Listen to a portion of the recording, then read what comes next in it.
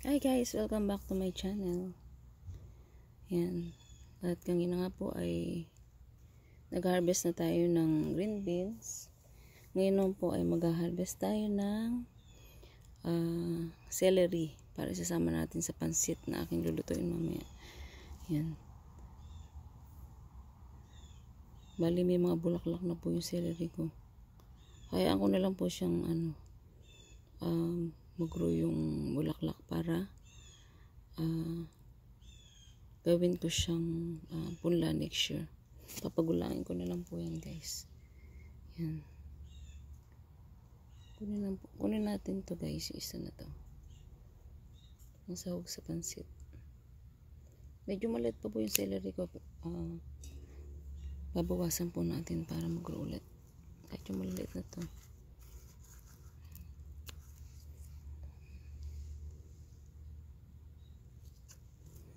Dito. So, dito guys.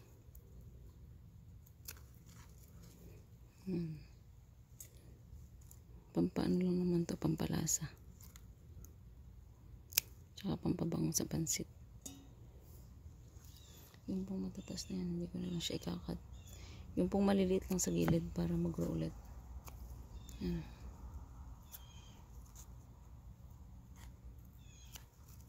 Medyo bumagal po ngayon yung pag-grow ng aking celery. Last year, mabilis lang siyang lumago eh. Hindi ko lang po alam kung bakit. Siguro dahil hindi siya masyadong naarawan. Baka po ilipit ko to ng pwesto. Kasi medyo nasa shaded part siya. Pero yung talbos naman po na nasa likod niya ay malago. Yan.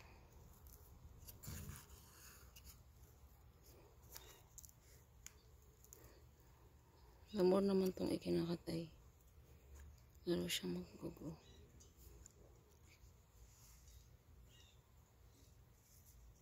Pantagdag ko lang po ito, meron naman akong celery sa rep.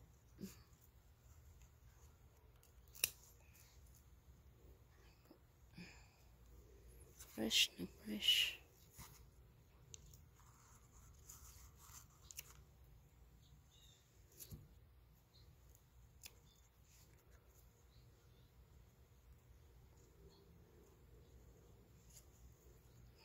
Hit ko na rin ito guys para madagdagan.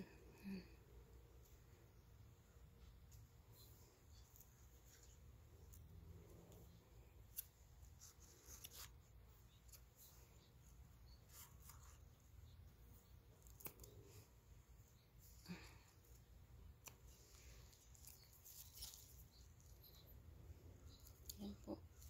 Guys, okay na yan.